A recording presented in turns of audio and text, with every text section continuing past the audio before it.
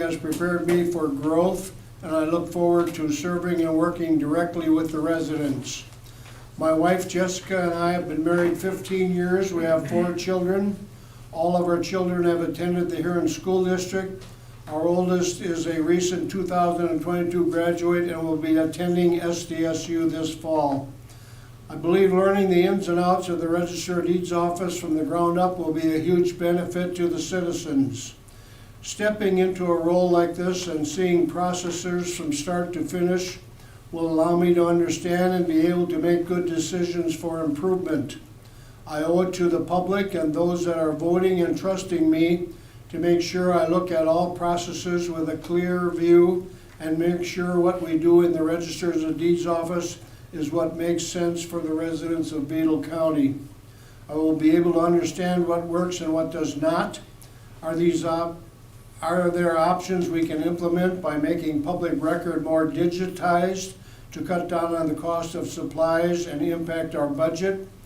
Are there areas where we need better technology in place to make public records more accessible and provide safer options for attaining that information? I feel by electing me as your next Register of Deeds, I will find out those things. I am not complacent. I will bring a fresh perspective to the office and find what is in the best interest for the residents of Beadle County. If I'm elected to serve as your Register of Deeds, I've ought to evaluate the needs of the office and the needs of the public. I don't believe in going into a new role and changing everything just because you can. I want to make good, educated, and thoughtful decisions with process improvements. I believe it is in the best interest of the residents we serve to hear from those that are currently in the office and from the public input to see what ideas they have. Again, by electing me as Register of Deeds, I will roll up my sleeves and get to work learning the ins and outs of the office, make decisions that are best for the public. I will not keep processes that are not in best practice just because they have been done that way.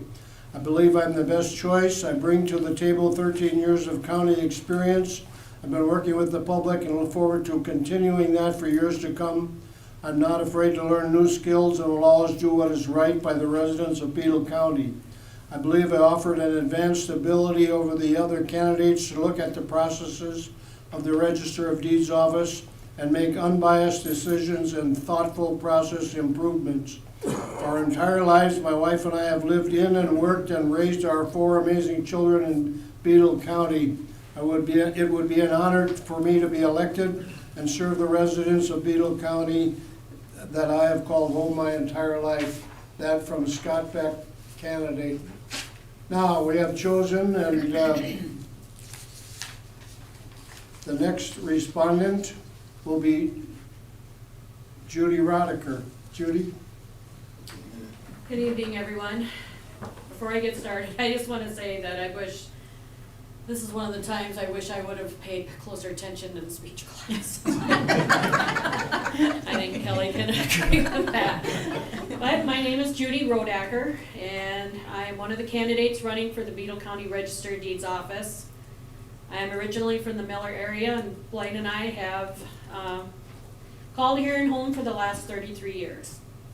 We have 2 children. My son Christian and his wife Jessica have 2 children. We have 2 really cute grandbabies now, Rowan and Raven. And our daughter Sierra and her fiance Jesse have 1 daughter, Angel Rose. I've been employed with the Register of Deeds office for the past 16 years. Prior to that, I was with the Huron Title Company. Our duties include recording various documents such as deeds, mortgages, plats, power of attorneys, state, federal, and mechanics liens, just to name a few. We assist attorneys and customers on a daily basis by searching for prior deeds of records through phone calls and emails. We also provide certified copies of birth, death, and marriage records and issue marriage licenses. Nearly every citizen will invest in real property at some point in their lives, and we are the record keepers of this county. Our records date back as far as 1878, when it was still known as Dakota Territory. For easier access, my coworker and I scanned over 490 books and over 3,000 plats into the computer With the books weighing over 20 pounds apiece, that was a godsend because that helped everybody's backs. So I just want to say I have the knowledge, the ability, and the people skills necessary to perform all duties required. Accuracy is crucial, and having great penmanship is a must for keeping the county's records. It would be a great privilege to be elected by the voters of Beetle County to maintain and protect our land records. Thank you. Thank you. And now from Kelly Holland. Hello, everyone. I'm Kelly Holland, and I live in Wolsey with my husband Trevor and my youngest son Jordan, who just graduated from high school last weekend. I have 2 older children. Joshua, he works for the school district in Miller, and my daughter has a small daycare in Wolsey, and she is expecting our first grandchild, and she could go at any time, so if he gets a call, they're gonna go. But I have worked in the Register of Deeds office for several years, and before that I was in the banking industry for 10 years. Running for this office is not a decision I took lightly. When I filed my petition in early March, it was for all the right reasons, to better serve the citizens of Beetle County. When I handed in my petition, there were no others filed. And prior to filing, I also spoke to my boss, who was supportive of my decision. I'm energetic, hardworking, and a leader, enjoy working with the public. I truly love my job. My years of working in this office have given me the knowledge and experience of the day-to-day operations, but it's my leadership skills that set me apart for this position. I am always eager to take charge and tackle the challenges we face as technology replaces tradition. I truly care about others and want to serve the people of Beetle County. Along with taking charge and tackling these challenges, there are other leadership skills and qualities I believe describe me. One is integrity. I care about doing the right thing and using the actions to match the words that are being spoken. A positive attitude. I find ways to solve a problem or overcome a new challenge. I choose an attitude that will influence our office in a positive way.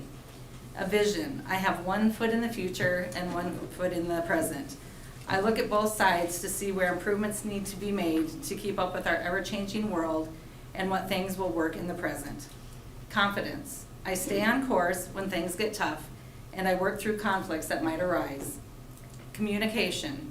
I feel I choose my words well and understand how to connect with people. Those are my leadership skills. Thank you. Thank you.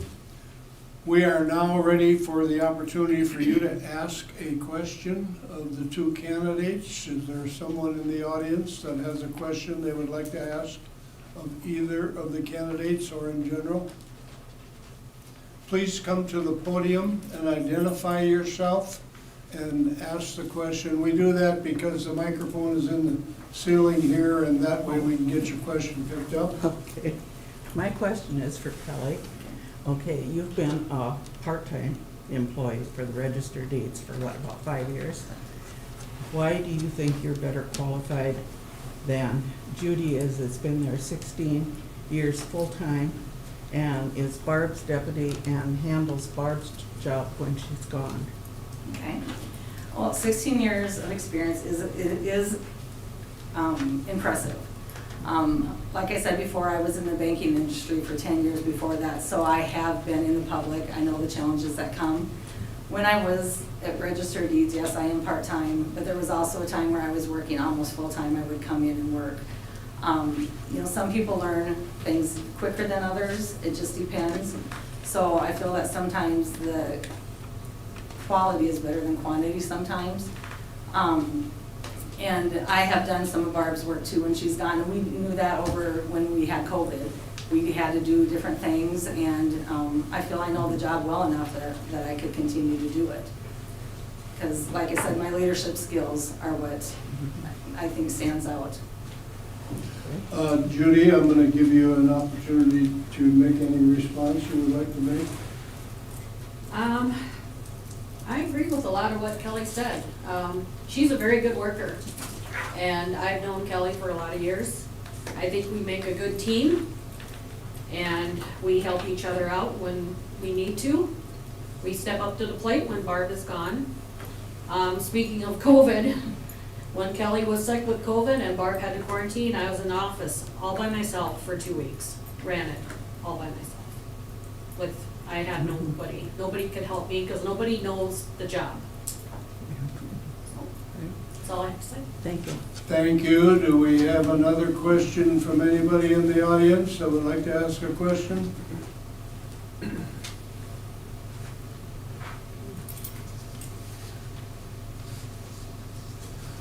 Okay, then I will ask a question. The Register of Deeds works with and basically for the public. How will you keep your customers as your top priority? And we'll do this on a voluntary basis. Whoever wants to go first. Could you read that one more time? What's that? Could you read it one more time? Okay. Please. The public is basically your customers. How will you keep your customers as the top priority for the office? I feel like we already do.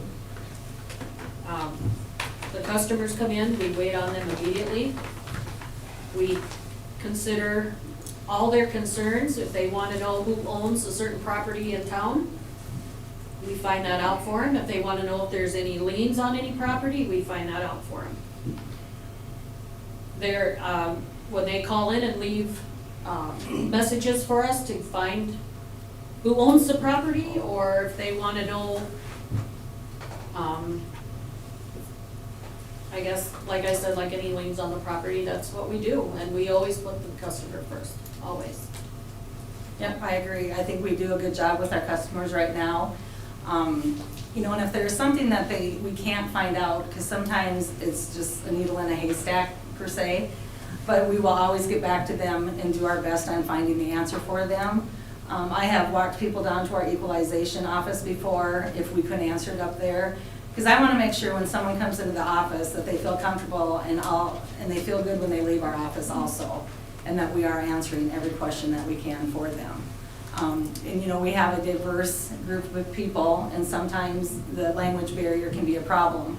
But you know, I think if we just talk slowly and not shout, and use the translators if we can, but we want to make sure that they are also getting the service that they deserve as well. Thank you. Do we have a question from the audience? Yes, please come to the podium. Hi, I'm Lynn Schneider. This thought just popped into my head. But first of all, thank you both for running for public service. It's a lofty thing to do and honorable, and so thank you for stepping up to the plate that way. But my question was, you've seen these different ads or announcements on news media and stuff about the potential for fraud, that you own your home, for example, and somehow someone is able to get some kind of a deed or title filed on it that, according to this information, once it's done, you don't own your house anymore. You don't even know what happened. Is that just a come on, or do you know anything about that, or how would your office, or how does it now, protect us against any kind of fraud like that? Unfortunately, we're just the recording part of it. When people bring it to us, we assume that everything is clear and free. Either the attorneys have talked to them, the title company. So unfortunately, that is a thing that is a concern. We would have to probably do more research on how to do that, but like I said, we are just the recording office. So unfortunately, we can't check to see if that's true or not, because we could go through tons of legals and different places with addresses, and we just don't have that manpower. So unfortunately, like I said, we're just the recording part of it. But it is something to look into. I agree with that. Yeah, I agree with Kelly. We, when the customer brings in a deed to file, we are still a small enough community that we're able to see that, you know, Joe Smith really does own property in this. You know, when we go in to mark these into our books in the back, you know, and if things aren't adding up or lining up correctly, we've been there long enough that we kinda know that something is not adding up right. If the legal isn't correct, we don't accept that deed, we send it back. If it's not notarized correctly, it doesn't get accepted, it gets sent back. So every time that we put this stuff into the books, and it's checked over several times. Barb gets it first, she puts on the recording information, she looks over the document, it gets handed to Kelly. Kelly then goes in the back, puts it in the books, writes it in the reception book, types it in, it gets handed to me after she makes copies, I go back, so it's checked 3 times. So hopefully we catch it. If we don't catch it, the hearing title company will catch it, and they're very good at that. They're usually looking for any kind of mistakes whatsoever, spellings of names, the addresses, whether the person is single, married, everything has to be on that deed, and we look for that, and we have our eyes peeled for that. We know what to look for. So if there was a deed that came through that didn't look quite, we would not accept it, so. Thank you. Do we have another question from the audience? Allow me to ask another one then. How many employees are in the Register of Deeds office? And tell us about your experience in managing people and managing an office. There are 3 of us in the Register of Deeds office. There's Barb, who is full-time, that's been there for 44 years. And I am full-time, and Kelly works 30 hours a week. As far as managing people, we really don't have to manage a whole lot. I mean, we each know our place in the office and our duties, and that's how we go about it. I mean, if Kelly needs help, we step in, I help her, she helps me. We're a small enough office that, you know, we each know what we need to do and we do it. I agree with her, there's, 3 of us, it's small, kind of like a family. I guess as far as managing, I've never managed an office before, but like with my leadership skills and my communication skills, I feel that leadership will move the office forward. In my past, I have had to train people in their positions, so that's probably, the most management part there. But, I think you can find solutions in anything, and I would work hard to make sure our office moves forward and make sure that our office continues to run very well. Okay, we would take another question from the audience.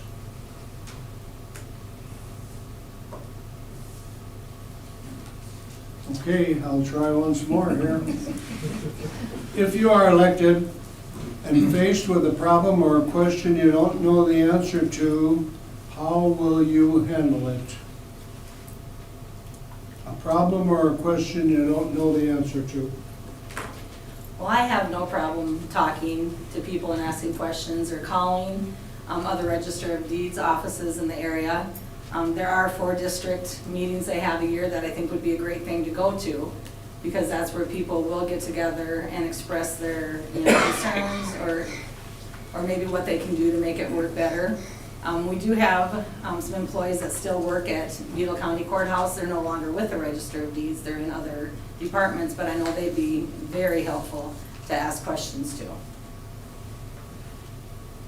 Again, I agree with what Kelly said. Yeah, we are very, very fortunate to work in a county that all works together, and all the offices, if there was any questions, which there always seems to be, something arises that we need a little assistance from the Director of Equalization, or even the Auditor's Office or the Treasurer's Office, they are always more than willing to help us. And as far as, being able to give another county, shoot them an email, a phone call, and I know that they would offer us any advice and help us along with whatever it is that we need to do.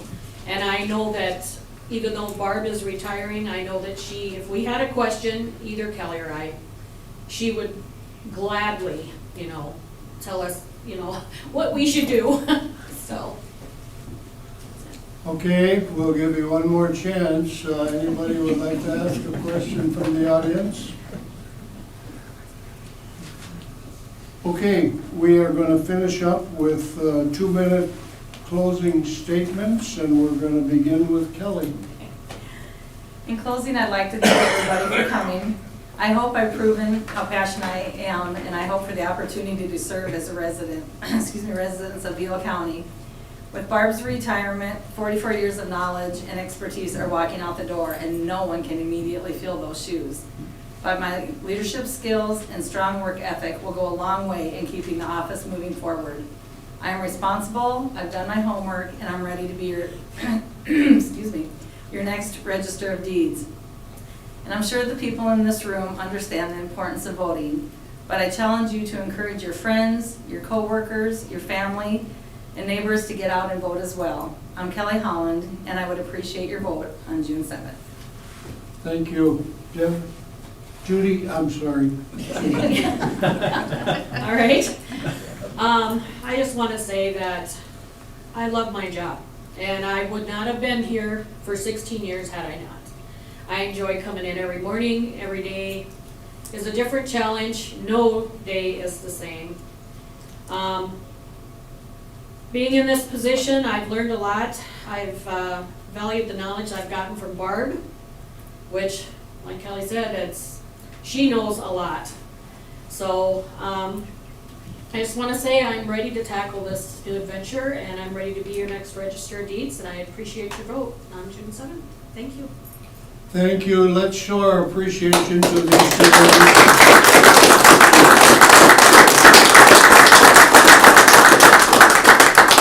We're going to take a couple minutes to switch panels here, and then we'll be ready with our County Commission panel.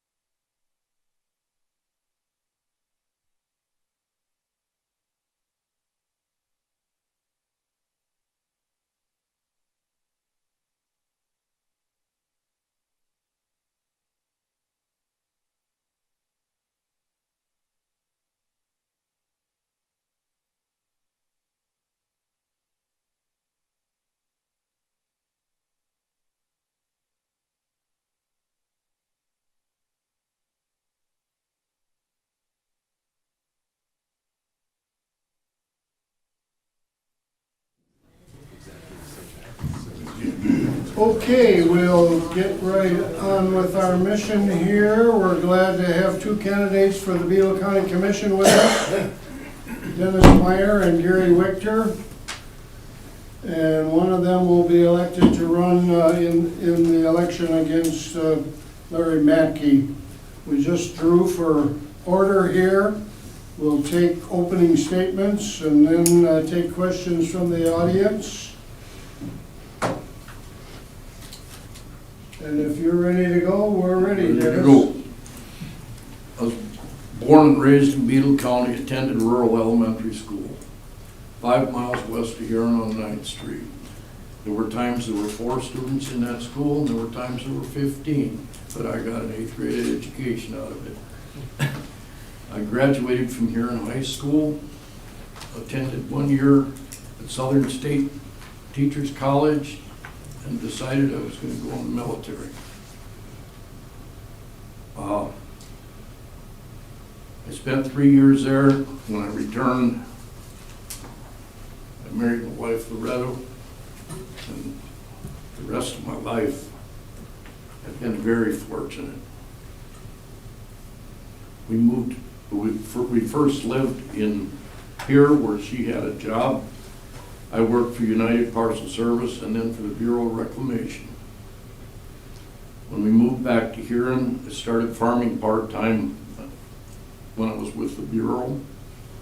My wife and I were married in 1971, and we moved to the farm in 73 and lived there ever since.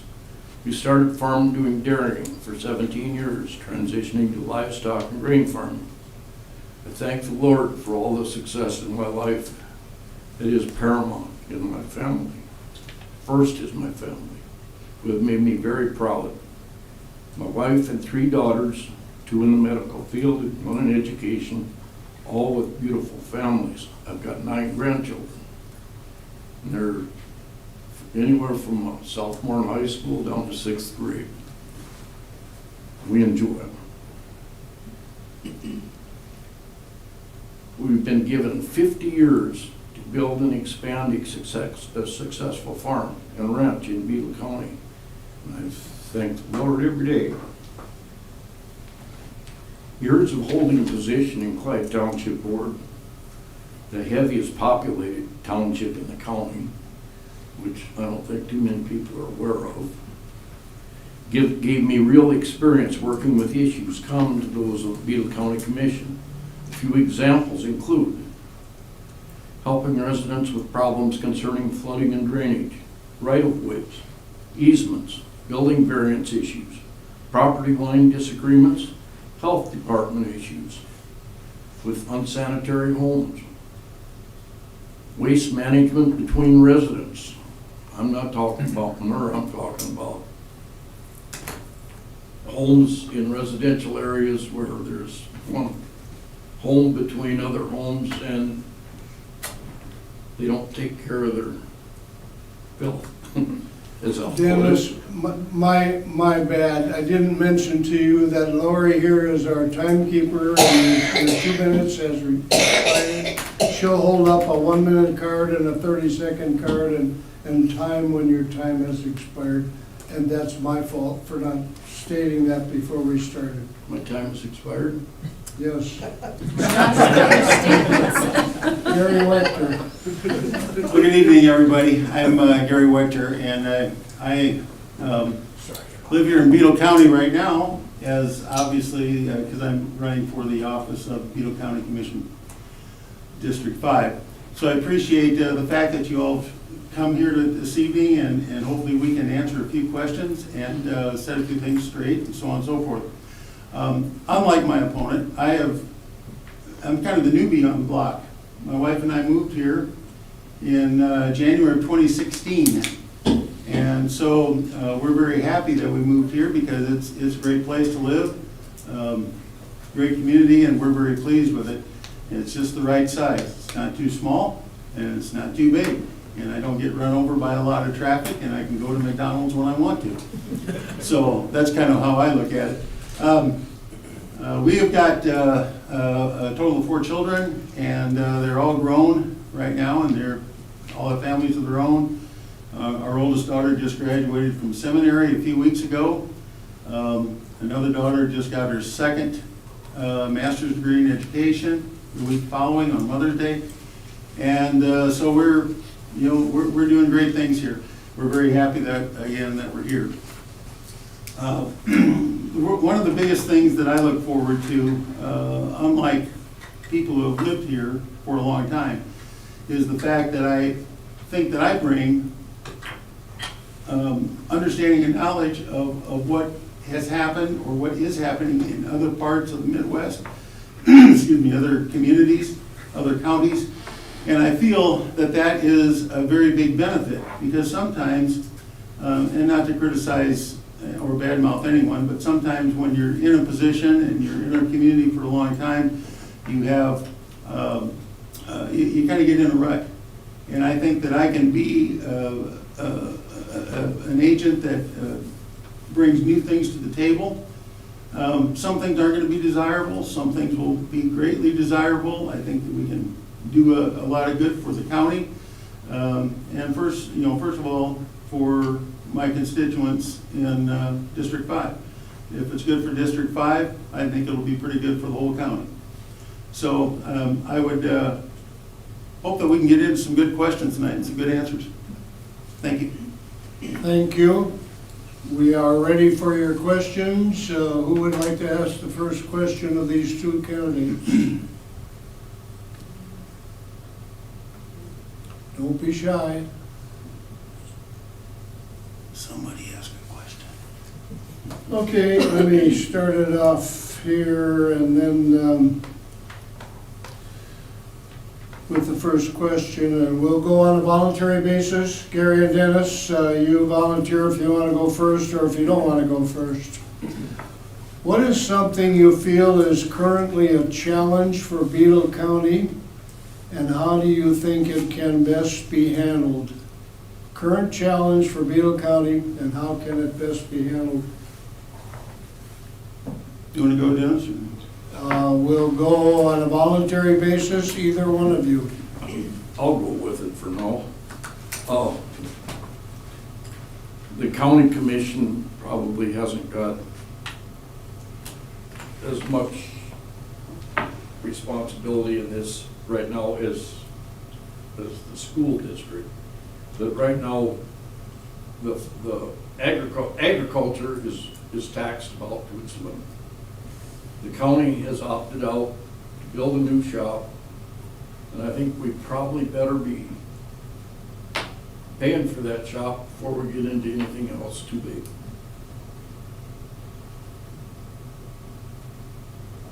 Okay, Gary? Well, in my outs and abouts to get my nomination petitions signed, I usually ask the people who sign those petitions if there was one thing that was really burning in their mind that needed to be addressed in the county. And two things came up predominantly. The second one was, just as Dennis was mentioning, taxes. They think they are overtaxed. Quite frankly, I have a very small number of acres south of town, and I am amazed, appalled, shocked at how much my taxes are on a yearly basis. It's incredible. I can't imagine what farmers who own hundreds and thousands of acres are having to put up with. I know it's not pleasant. Can't be for them. And the second thing that I want to mention was really the first response, hands down, that I got from all the people who signed my petition, and that is maintenance of roads. And if you look at some of the ads I've been running, my last bullet is making road maintenance a top priority. Ladies and gentlemen, we have to, and we can do better in this county.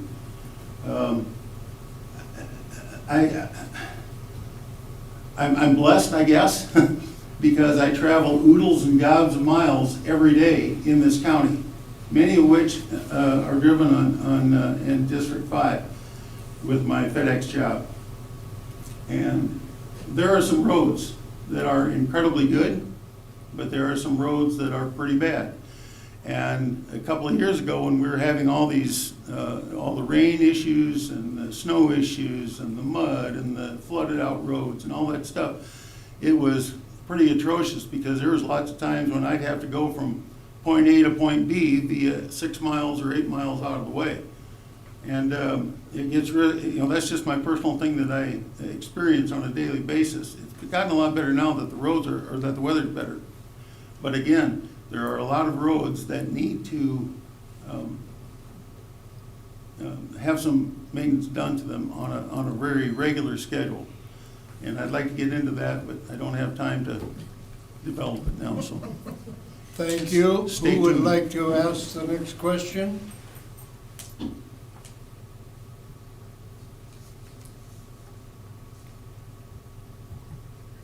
Nobody came with a question.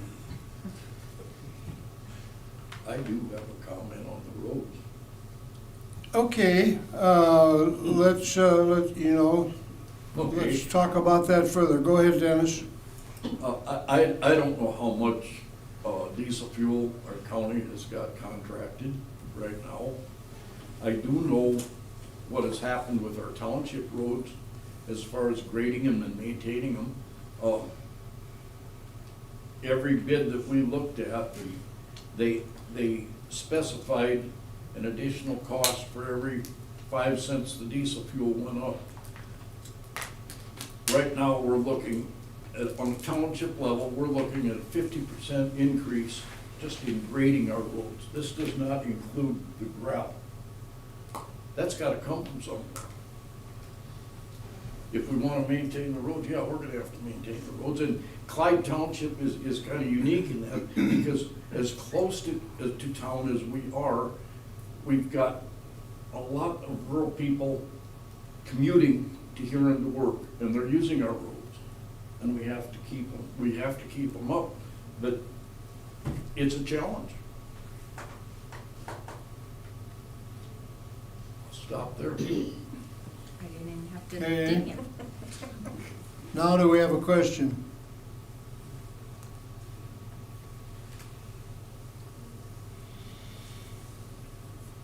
Okay, tell us about your life experiences that you have had in working together with others to find solutions to problems that arise. What have you done in your past, working with others, to find solutions to problems that you may face on the county commission? I'll jump in first. If you look at some of the ads I've got out there, it talks about being a retired Army Lieutenant Colonel and 30 years of service. Army is a very top-down, give orders, take orders. That's true. But you find out very early on that you can't do it all yourself, and you don't know everything all yourself. And so you have to develop relationships with seniors and subordinates alike to come up with plans that work. And you develop them and you go on from there and you execute as best you can. Also, you'll see that I'm a retired postmaster. I was fortunate to have what I called a one-man small-town post office. And most of the time I was forced to come up with plans and plans of action and courses of action myself. But as with everything else, I mean, there's some things you simply cannot do yourself, and you have to confer with other people who are more knowledgeable about the situation and who have more experience in the situation, and you work together to go on from there. Both of those instances boil down to one thing, and it's called teamwork. And you can be in a one-man office, or you can be, I've led, elements as small as 5 men, and I've commanded and led elements as large as a couple hundred people. And you have to be able to develop that sense of teamwork and camaraderie so that you can all have a favorable outcome and a favorable result. So now I feel very blessed because I'm working with FedEx, and I get to meet a lot of people on a daily basis. Again, a lot of things I have to do on my own, but you know, every once in a while, you can call on somebody to give you a hand on a heavy parcel. Comes in handy. Thank you. Dennis? When I joined the Army, I was an enlisted person. It took me a year and a half to become a squad leader. That was kind of exceptional at that time. Oh.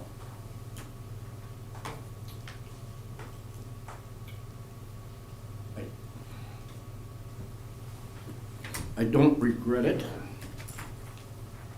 but I had a squad that followed me to hell and back.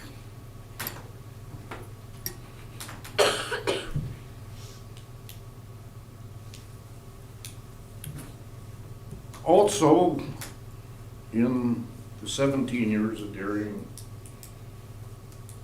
I sometimes had as many as 5 and 6 employees.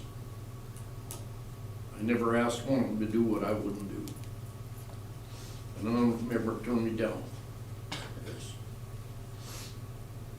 That's just the way it is.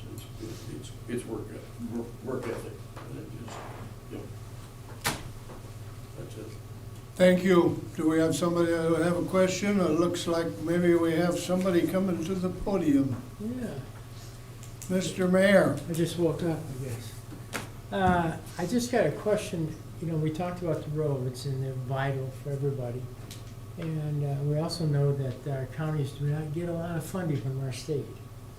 So where are you going to propose the funding is going to come from? We've already talked about our taxes being too high for the people out there. So what are your proposals? Where are you going to get that funding to take care of the roads? If it doesn't come from the state and doesn't come from taxes, where's it come from? Thank you. That's a good question. Who would like to be first? I'll be first. That pushes me into the realm I've been kind of skirting around a little bit about not having time. But since it was brought up, we're going to address it. Dennis talked about the expenses and the diesel fuel and gravel and all these things. Obviously, very real expenses. It's got to happen. You got to do it. But what bothers me, and this I won't have time to develop this as I need to. What bothers me is that riding through the country, I see oodles and piles of gravel that is washed off of roads laying in the ditches. Now, why can't that gravel be recovered and put back on the roads or used for some other reason? And there's more to it than that.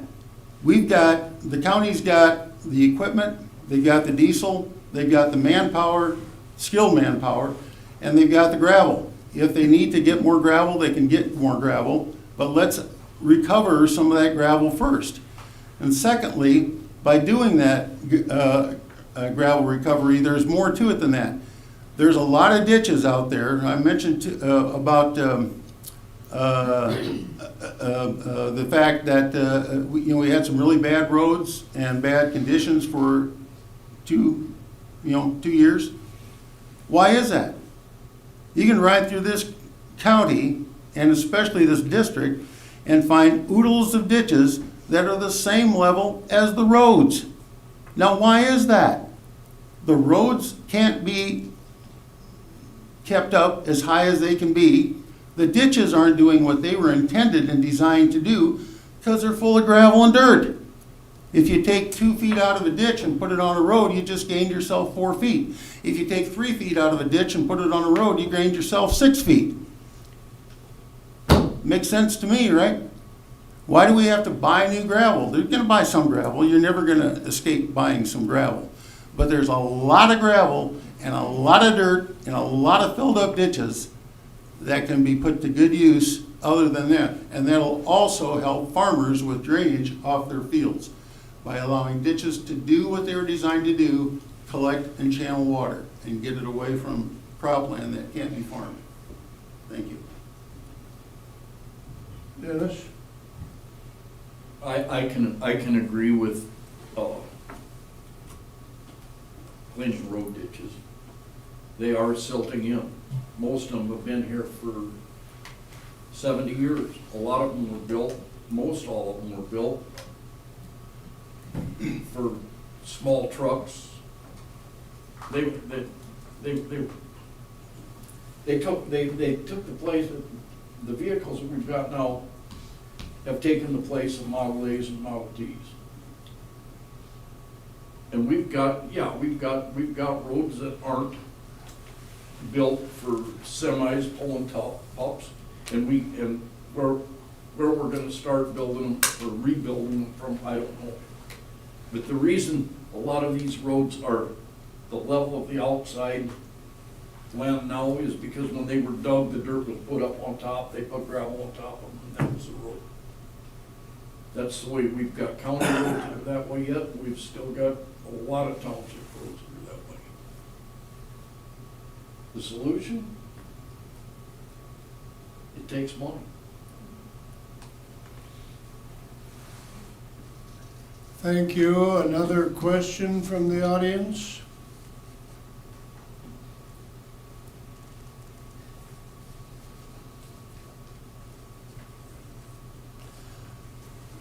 Okay, one more from here. Being new to the commission, what would you be able to share with us that you will do to get prepared and ready to go if you are elected by the time you take office? In other words, give us an example of something you plan to do to make yourself a good county commissioner. I think one thing that I need to do is get studied up, do a crash course on county ordinances. And also, we have a unionized workforce, so I need to become very familiar with that contract. I've worked quite extensively with unions before, mostly in the Postal Service. I've had some good experiences and some not so good experiences. That's part of being a manager and associated with unions. But nevertheless, that's what I think needs to happen. And on my side, there was one other thing I was thinking. I can't remember it right now. I'll defer to Dennis. Maybe and go. Maybe I'll think of it later.